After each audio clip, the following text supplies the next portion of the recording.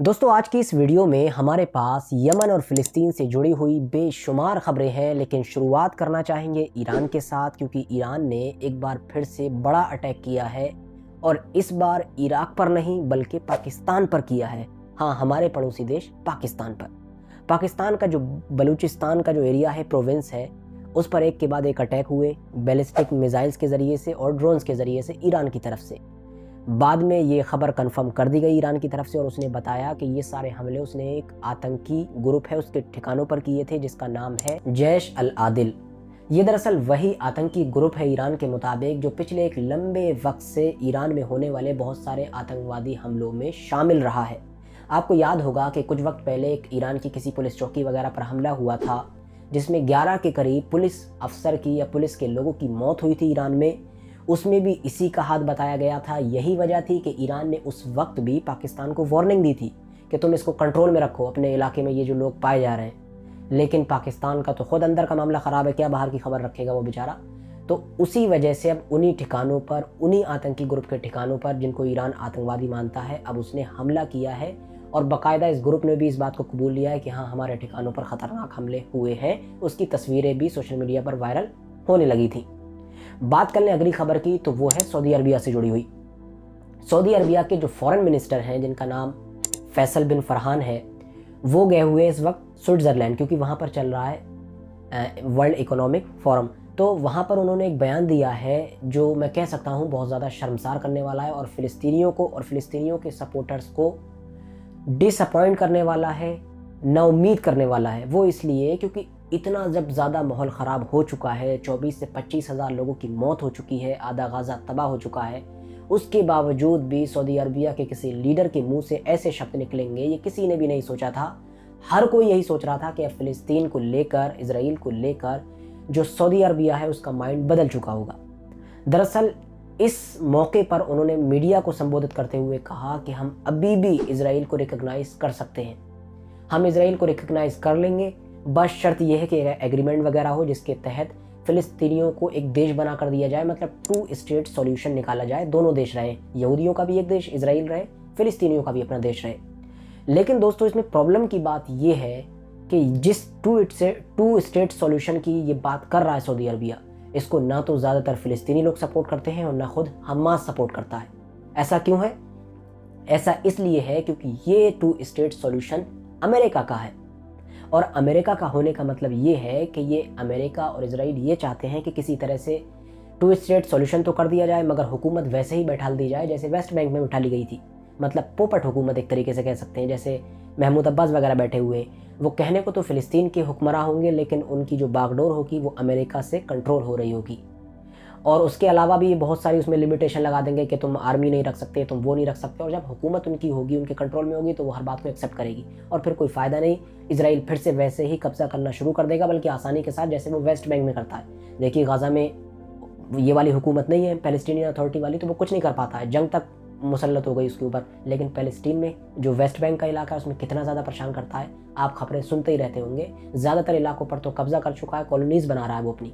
बात कर लें अब अगर अगली खबर की, तो इस वक्त हमास की टनल्स, हमास की सुरंगों की एकदम से पूरी दुनिया में बहुत चर्चा हो रही है। चर्चा होने की वजह यह है कि क्योंकि न्यूयॉर्क टाइम्स की एक रिपोर्ट आई है जिसने इसराइल में खलबली मचा दी है। उसने ये दावा किया है कि जो टनल सिस्टम है हमास का, वो इसराइल ने जो सोचा था उससे भी ज़्यादा बड़ा, उससे भी ज़्यादा कॉम्प्लिकेटेड और उससे भी ज़्यादा ख़तरनाक निकला है। जिस तरह का मटेरियल हमास ने यूज़ किया उसको बनाने के लिए, वो सब देखकर खुद इसराइल के भी होश उड़ गए। और ये कहा जा सकता है कि इसराइल के लिए गाज़ा में मौजूद हमास का ये टनल सिस्टम ही, ये सुरंगों का जाल ही एक डरावना ख्वाब, एक नाइटमेयर साबित हुआ है। दोस्तों बात सिर्फ यहीं पर ख़त्म नहीं हो जाती है, इसकी वजह से मोसाद की भी धज्जियाँ उड़ रही हैं। पूरी दुनिया में जिस मोसाद का चर्चा था कि भाई उनको तो दुनिया भर की खबर है, कोई पत्ता उनकी इजाज़त के बगैर हिलता नहीं है, दुनिया के दूसरे कोने में क्या हो रहा है उन्हें सब खबर रहती है। लेकिन देखिए उनके नीचे, उनके बिल्कुल बराबर में पड़ोसी क्या कर रहा था इतने सालों से, उन्हें पल भर की खबर नहीं थी। वो एक कहावत है ना, उसका ये सबसे बड़ा एग्जाम्पल है कि चिराग तले अंधेरा। खुद बराबर में पता नहीं था कि जिनको वो पत्थरबाज समझते थे कि सिर्फ पत्थरों से ही लड़ना जानते हैं, उन्होंने क्या क्या कर डाला, बाकी पूरी दुनिया की खबर रख रहे हैं। इसके अलावा बात कर लें अब अगर अगली खबर की, तो कल ही के दिन गाज़ा की तरफ से हमास ने इसराइल के एक सदर्न इलाके का कोई शहर है, उस पर एक के बाद एक 50 रॉकेट दागे हैं, जिनकी वीडियो न्यूज़ चैनल्स पर गर्दिश कर रही हैं, बड़े ही ख़तरनाक अंदाज में दागे गए। और ये हैरानी की बात इसलिए थी क्योंकि जहाँ से ये दागे जा रहे थे वो दरअसल गाज़ा का सेंट्रल और नॉर्थ के बीच का वो इलाका था जिसके बारे में अभी 2-3 दिन पहले ही इजराइल के डिफेंस मिनिस्टर ने अपने लोगों से कहा था कि हमने अपनी फ़ौज वहाँ से इसलिए हटा ली है, वहाँ से इसलिए बुला ली है क्योंकि वहाँ पर हमारा मिशन कंप्लीट हो गया है, हमास कमज़ोर हो गया और वो किसी हालत में नहीं बचा है। वहीं से ही हमास ने रॉकेट दाग दिए, वो भी 50, एक दो नहीं 50। और उसके बाद भी खबर ये आई कि इस बार जो उनका सिस्टम है जो आयरन डोम, वो उसको कवर भी नहीं कर पाया सही तौर पर और ज़्यादातर जो है गिरे हैं आकर जहां पर उन्होंने गिराए गए थे। साथ ही साथ एक खबर अब इजराइल की इकोनॉमी से रिलेटेड भी निकल कर आ रही है। अब लोगों को पता चल रहा है कि इकोनॉमिकली इजराइल को कितना ज़्यादा नुकसान हुआ है और कितनी बुरी तरीके से इजराइल टूट चुका है।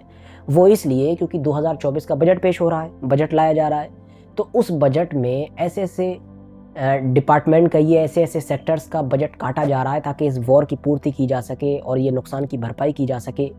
और इसी वजह से अब बयान निकल कर आया है, जो वहाँ के ऑपोजिशन के जो मेन लीडर हैं जिनका नाम लेपिड है, उन्होंने कहा है कि ये जो नेतन्याहू है ये बजट के साथ पॉलिटिकली खिलवाड़ कर रहे हैं, ये राजनीति कर रहे हैं बजट के साथ। और ऐसा इसलिए कहा गया है क्योंकि इन्होंने एजुकेशन का बजट काट दिया, माइनॉरिटीज़ का बजट काट दिया, वहाँ पर जो मुस्लिम अरब वगैरह रहते हैं, और पता नहीं कौन कौन से सेक्टर्स का काटा है। और जाहिर है जिस जिस के सेक्टर्स का काट रहे हैं तो उसका जो मिनिस्टर है वो इनसे नाराज़ होगा ही होगा। पहले ही इतनी वहाँ पर टूट पड़ चुकी है कि खुद वॉर कैबिनेट में इतनी ज़्यादा दरारें हैं, फिर पूरी हुकूमत में दरारें।